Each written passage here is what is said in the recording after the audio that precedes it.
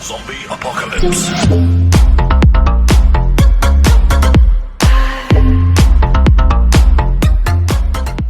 Side of DG1 is going to be Jawhead. Your team Yeah, and is as you can see banned. here, Kaya being banned here from the side of DG2 simply because is one of those new heroes nowadays that is being picked a lot because of the changes that happened with the Divine Judgment. Actually, no matter what you do, you cannot purify it anymore. Yeah, actually, I'm not sure about this, Prince, but in my opinion, this Jawhead is Your a team targeted is ban banning. for the player Rizwan on the side of DG2. Because remember, if I've told you, he has like 4,800 matches with Jawhead, so that's definitely a huge amount of experience on a hero in the game. Yeah, especially both of the teams do know one another really well. I mean, probably expecting a targets ban here just as like what you expected, targeting heroes, which will provide them essentially the highest chance of victory here. And as you can see, Claude being banned, removing one of the best funnel strategy available in the game right now.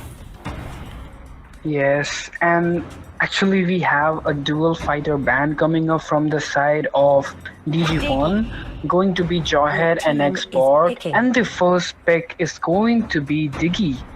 Okay. Yeah, I'm not so sure about this Diggy pick here. I mean, there's a lot of tanks open. I mean, there's a Kufra, there's a Grok, there's a Hylos and Atlas.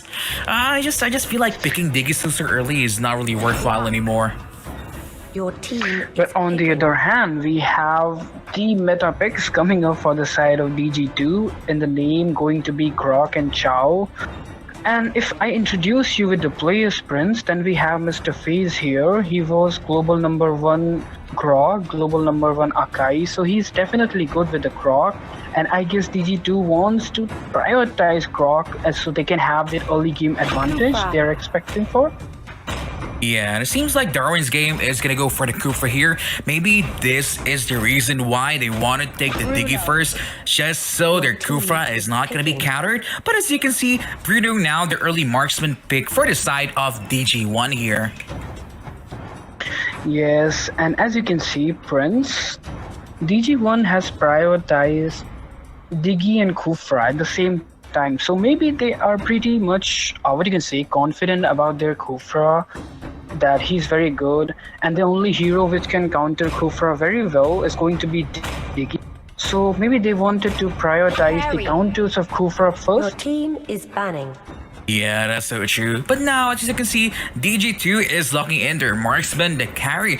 I'm kind of surprised none of the teams are picking Kimmy nowadays because actually a lot of the people in Southeast Asian region, European region is drafting the Kimmy a lot. Also the Popple and Koopa as a solo laner. So there are a lot of options on the table. So I feel like they should lock in the tanks first instead of locking in the marksman so early. Yeah, and if I'm not mistaken, Prince, then maybe this could be the targeted draft coming up from both the sides because both the teams have known each other for so long, so they know what kind of team play, what kind of a draft they do. So maybe they're trying to counter that sort of thing because anything is possible, right? There are millions of options in a MOBA game. Yeah, I mean, there's a lot of good heroes. And as you can see, Harriet and Esmeralda, you're never gonna normally see these heroes being banned nowadays. But just as like what Pracker has been saying for a longest time already, both teams know one another so well, maybe to the point that they eat with one another. So just ban out the heroes, that's gonna be problematic, so that you can secure the win no matter what. Yes, and the bans coming up from both the side is going to be a Harriet and Esma ban. So, Your if I'm not team is mistaken, Team DG are going for a Kagura pick, of course. They just opted for it. And as you can see, Prince here, Mr. Tetsuya instantly locking the Martis. If I am not mistaken, then Tetsuya was actually Global 1 Martis for like 3 seasons itself. It's a huge thing. He has the highest amount of experience in the Martis gameplay. He's definitely good in it, and I'm sure that DG is going to prioritize that talent of his. Yeah, I mean, go for what you know works. Go for what you know that you can perform as well as you can because this is the Indian Summer Challenge after all. One One mistake, one knockout, and you're gone. And wow, they're going for the Zaz pick here for the side of Darwin's game too. What do you think about this one, Praka? Definitely not so sure because the draft DG1 has Zaz is a hero which is very good if you have assassins in your enemies. Like he has that ultimate sort of thing. He can hide. He's not hard to kill. The burst on him is very good. He's what you can say pretty much all-in-one combo. But I'm not sure what kind of executions he can provide here because all the heroes have dash abilities. For DG1, if you look closely, other than Diggy, you have Martis, you have Kagura, then you have Bruno. So it's really going to be hard for Mr. Zaz to lock them up and deal a lot of damage. So why don't we introduce our viewers to the teams, Prince? Yeah, I agree with you on that one on some ways because I do feel like it's going to be hard for the Zaz to play around the composition of Darwin's game because they do have the Martis that will stop him. But at the same time, he does have those big tanks protecting him, such as the Grok and Hylos all together. So maybe he will do have the opportunity to show himself why Zaz might be one of the better picks that we're going to be having for this game. And now, perfect time to introduce our teams. For the side here of Darwin's game 1, we have Kirim for this Diggy, Dragon for this Kufra, Timizer for this Bruno, Tetsuya for this Martis, and Witch for this Kagura.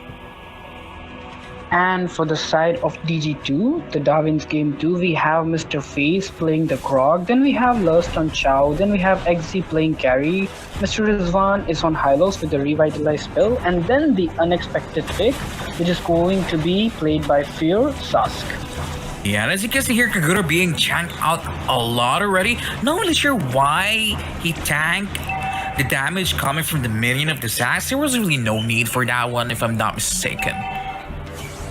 Yes, definitely. That was like 20% of the damage she have right now is basically dealt by the minions, and that's basically a free fall damage. You can actually make the minions take out each other. Yeah, but at the same time, there is a little wonder their Pokemon there that heals your life anyway, so she probably didn't mind that at all. Definitely. And if I'm not mistaken, then both the teams are playing quite the same. If you see Prince, the same rotation, it's a 1-2, same kind of jungling. And in the bot lane, Kufra might get a kill here. Yeah, Kufra is just being on top of the Chow, trying to look for a pickoff there, but at the same time, the rest of the teams coming from DG1 is there in the bottom lane way too far, so probably not going to be able to get a kill. And as you can see now, mirror rotation from both of these teams. First tier turret got from the other side corners here. It's basically going to be depending upon the first gank, which we can actually have in just a few seconds because if I'm not sure, it's going to be a mid-rotation coming up from both the teams. It is. I mean, I'm kind of excited with the clash. It's going to be happening very soon. But for this one, I do feel like DG1 is going to be coming up on top, especially that Kufra is able to lock down on top of this Zaz already. But at the same time, that watch rush from the Grok, mistake and misses. Yeah, definitely. That was actually a flicker ultimate coming up from the side of FaZe here. But sometimes you just can't time everything perfectly, right? And that resulting in an advantage for DG1. They can actually opt for a gank here, but never mind. Both the teams are going to play very safe. None of the ganks yet. So let's keep going. Yeah, I do feel like both the teams are playing safe because this is a battle for the pride and the tournament pride after all. I mean, for DG1, they don't want to lose for number 2, you know? I mean, they have that number for something after all. So they are here to prove something, maybe to the rest of the Indian community, that they are number 1, not gonna fall down to the number 2 brethren that they do have. Okay, so big gang could be here with Mr. Witch going with the ultimate for Kagura, but Croc with the ultimate survives, and there comes the first blood. It was, what you can say, a mistake coming up from the side of FaZe. He could have used the dash pretty much earlier rather than waiting for Kagura to bust him down. Yeah, I feel like the what happened there basically was FaZe was kind of thinking that Kagura won't try killing him because he's a tank after all, but Witch here realized that it's a free kill because Diggy was able to land that reverse time on him, so they do get the first blood and looking to get the first turtle in this matchup tonight. Yeah, and I'm not sure if this turtle question of there is good, but look at this. Again, what you can say, an extension and Mr. Oh, okay. That was a pretty neutral gank, right?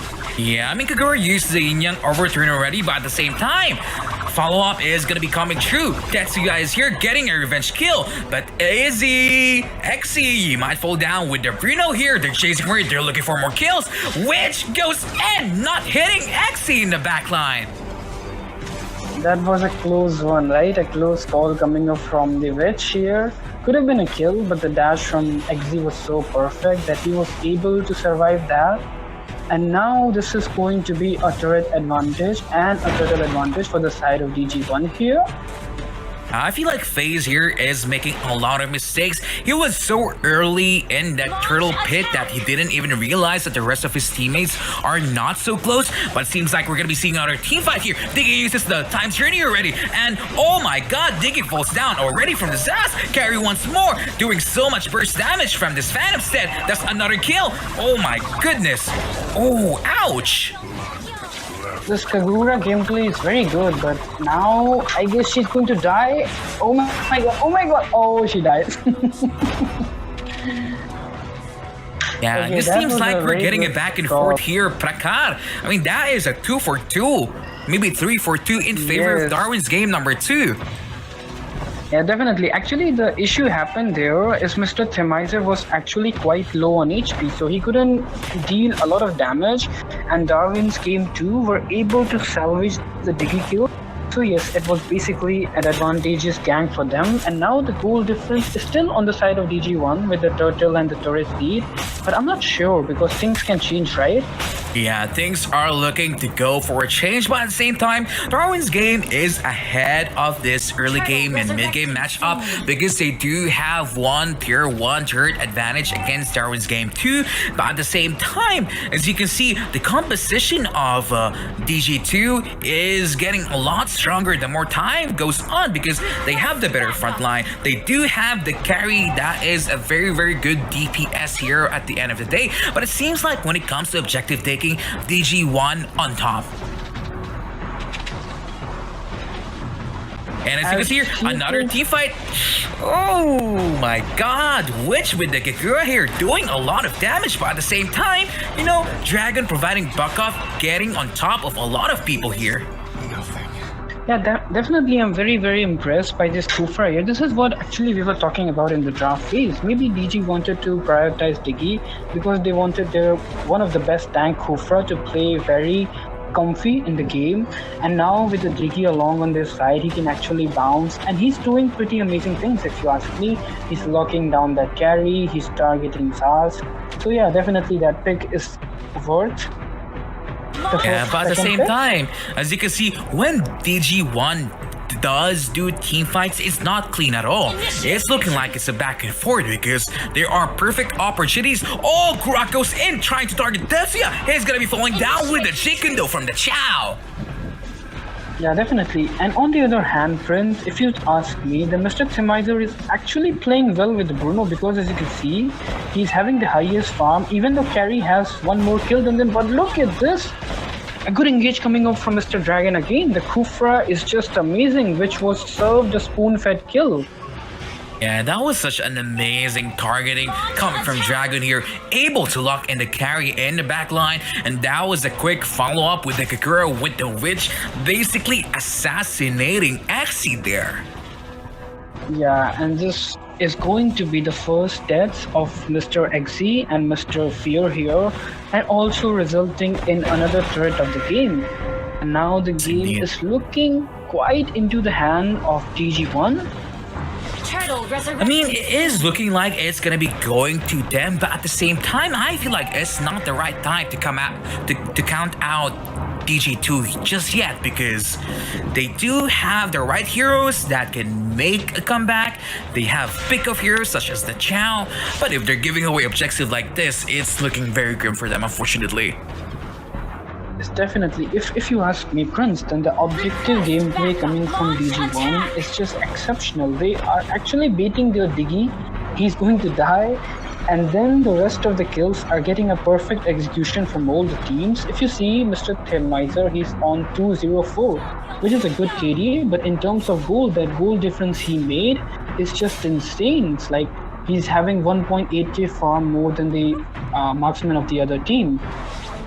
Yeah, and as you can see here, Thermizer doing so much damage, able to burst down Rizwan here with the high loss, and they're looking for a re-engage maybe, but probably not the best decision to use your glorious pathway for no reason. Yes, definitely. And if I'm not wrong, then Mr. Matis is also unexpected in this gameplay. And if you ask me, then a couple of mistakes were made by Mr. FaZe here. And look at this, they're choking another turret and they were able to get that one. Yeah, I feel like what's happening right now is that the tanks can no longer front for the Bruno that has an insane amount of gold and farm. I mean, look at that, 7,000, almost 8,000, while the carry on the other side is only in 5100 range. So he's gonna be hurting regardless whether or not those are tanks, fighters. It's just way too ouch. And the burst from Kagura is just insane too, which is actually melting Exe here quite from a distance. It's not hard for him with the truncheon and the going one up. So what do you think, Prince? What DG2 should do at this point of the game? I feel like what they need to do right now is make sure that they are able to bait out the Diggy ultimate, and just like this, they are able to pick off the Kufra, because just as like what I told you before, they do have the better front line with the Grok and the high loss. It's just they're looking so squishy because the Bruno's so far ahead and able to kill out the carry already. Actually, oh, Thermizer gonna be escaping with 1 HP here. Yeah, that could have been a game-changing moment if DG2 would have got that kill. But unfortunately, Mr. Thermizer with the Bruno was able to salvage the carry kill and also saved himself. But now he's trying to choke Cho here. Initiate retreat. Okay. Yeah. In his level 15, that Chow is level 10. It is looking really great for Darwin's game too here, unfortunately. But you know, there is a possibility that they can come back in this game because, I mean, it's the The goal Zaz. difference is not that much. Yeah, right? yeah. It's just It's a It's just lot, 18. It's but it's a lot, but never say never. Don't give up because your name is Darwin's game and you're here to slay. yeah. If you check the kill lead, then it's just basically one. It's a 10-9 score, so both the teams have performed well. But in terms of the objective, look at the objective-based gameplay coming from Darwin game. They have a goal lead of 4, they have a goal lead of like 11k, sorry, then they have a turret lead of 4, and now they are able to salvage the first block too. So yeah, they are playing very good. I mean, if the Zaz gonna fall like that for no reason, being cut out by the Kagura and the Diggy, I'm not so sure how they're gonna be coming back anymore because the Lord is marching there in the top lane already. And look at the farm on the Bruno, the farm on Kagura, and there is a perfect executionist as Mr. Tetsuya playing Matis. So definitely it's going to be really hard for them. Yeah, yeah. Unfortunately, they're gonna be losing the first inhibitor here in the middle lane. That's without the Lord just yet. I mean, I feel like this is looking like a game already in favor of Darwin's game 1. But who knows? Maybe there's gonna be a miracle that Rizwan and FaZe here is gonna be making.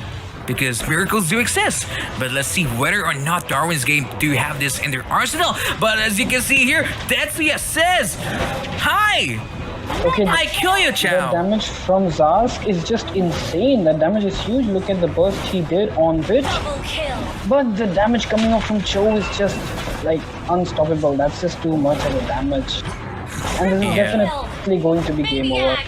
Wow, that is a maniac just to end the game. Seems like Darwin's game is ready to show their dominance against their brethren, winning this first game of the matches tonight we're having. So this is actually a knockout stage going on. The team was Darwin's game too.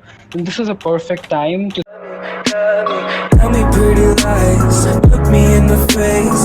Tell me that you love me, even